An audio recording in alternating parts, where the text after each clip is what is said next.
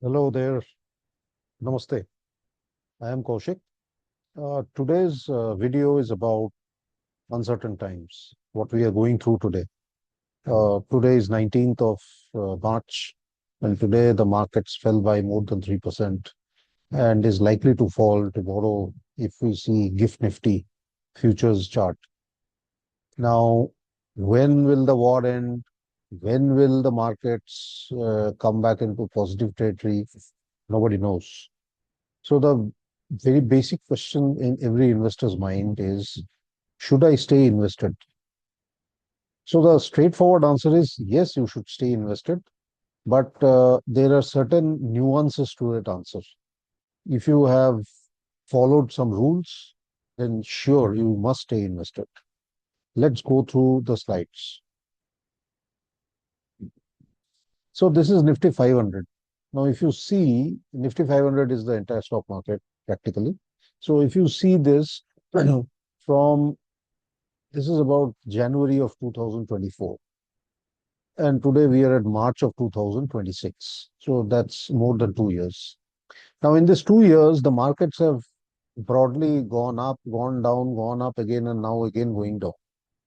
Now, the band in which the market is operating is something like 20,000 to 21,000 up to 24,000, 25,000. Okay. Uh, The problem is that nobody knows whether this pattern will be repeated in future as well. Okay, because the future is uncertain. Oil prices are going up. LPG is a problem. I mean, many countries are now rationing fuel. All those things are happening, right? On top of that, fertilizer, there is some problem happening because much of the urea and all comes from the Gulf. So a lot of uncertainty is going forward. But let's have a look as mutual fund investors, what we should be doing. Should we stay invested? So you can read what is there on the slide, but I am going to focus on the picture. So in our last, I think, couple of episodes back, we spoke about investing being exactly like agriculture. You can sow the seed, but you can't force the return, which is the fruit, by pulling the sapling or pulling the tree and making it bigger or doing something. Okay. When you sow the seed, uh, then you know that there is a chance that this seed will not grow into a plant, or even if it grows to a plant, it may not grow to a tree, or even if it grows to a tree, the tree may not bear so much fruit as expected. So all these uncertainties are there in agriculture. Yet agriculture is so important for all of us, gives us our food, right? So how does a farmer look at agriculture? The farmer knows that there are a lot of uncertainties. You may have a tree full of mangoes, okay, the flowers have come, and suddenly there is a storm. Half the flowers are gone. After the mangoes come, suddenly there are unseasonal rains. Another way to hit the crop is unseasonal rains during mango ripening time, right? All these can happen. Yet what the farmer does is that the farmer knows that these are the uncertainties.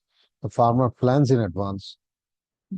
He expects that only a certain percentage of the tree's fruits will finally be saleable. That is how he calculates. Okay.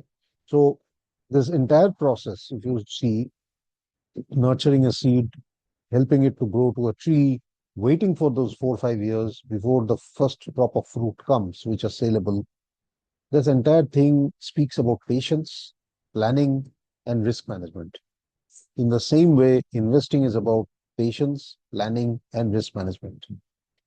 Now, what happens with investors normally is that if the market stops going upward, then investors start becoming nervous. If the markets don't really give returns over 1 to 3 years, investors start feeling dejected. They obviously, and rightfully so, compare, if I had put the money in fixed deposits, I would have got a better return.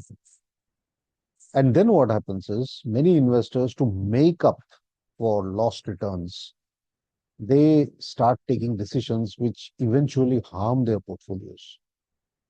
Now, this is something which we always caution against.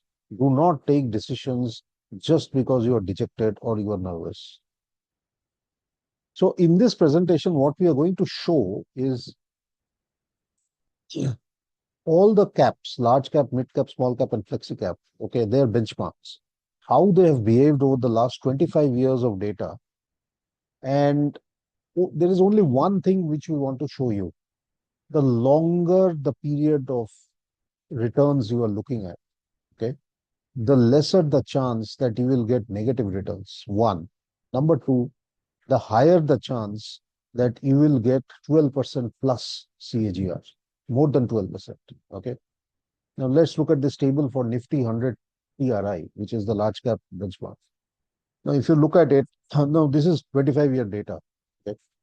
So just 1 year rolling return, there is a probability of giving 42% of the times it has given, 20%, more than 20% return has come 42% of the times. Okay. Whereas less than zero, which is negative return, has come almost 15% of the times. Now, if you go down to 5-year rolling returns, then you see that the chance of getting a negative return is almost zero. And greater than 20% return is 15%. But let's look at greater than 12%. It's 25 plus 25, 50 plus 15. 65% of the times you got a return greater than 12% in a 5-year CH, 5-year rolling return. Okay. So what happens is the longer horizon you look at, it minimizes your risk of the negative return. It obviously does not give you so high a return as it gives in the shorter term. Okay. But then the price to pay for the shorter term is that you have a high risk of negative return as well. So essentially, this clearly shows that the longer you stay invested, the better it is for you, both from a risk side, which is not getting a negative return, and from the probability of getting 12% plus returns. Okay. The chances of getting 12% plus returns. So this is large cap. Now let's look at mid cap. If you see again, the story is very similar. In fact, in mid cap, 5-year rolling return gives you an extraordinary level of chance of getting more than 12%, which is 70%, right? And only about 1% chance of getting negative return. Let's look at small cap, the most volatile of the indices, the index which provides the highest return but also gives the highest drawdown. Look at the drawdown, the probability of getting a negative return for a 1-year rolling return is 34%, and greater than 20 is 44%. But if you go down to 5-year, it's still high, 8%, which is why small cap is not for the faint-hearted. Small cap is not for everybody. Okay. But again, if you see, greater than 12% return is again 65%, right?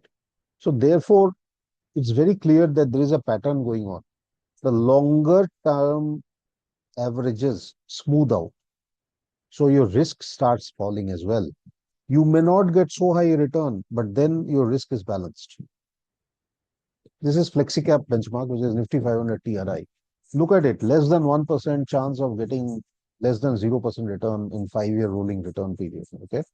And again, it's like 65% chance of getting more than 12% return in a 5-year rolling period. Okay.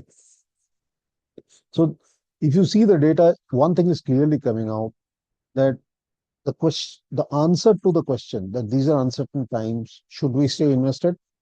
The answer is yes. But then remember what we said. If you have followed a rule, stick to the rule. What is our rule? Let's go to that. Our approach is very simple, very, very simple. People may call it very bookish, but actually it works. First, we profile your risk. Then, as per your risk, we design an asset allocation. And then we design a portfolio deployment for the asset allocation. Our whole objective for your investment using us as distributors is sleeping peacefully at night, both for you and for us. For you, because it's your money. For us, because we have a fiduciary responsibility to providing you the best possible services. We cannot sleep peacefully at night if we do not give you great service. So thank you for tuning in. If you like this, please like, subscribe, and share. Thank you.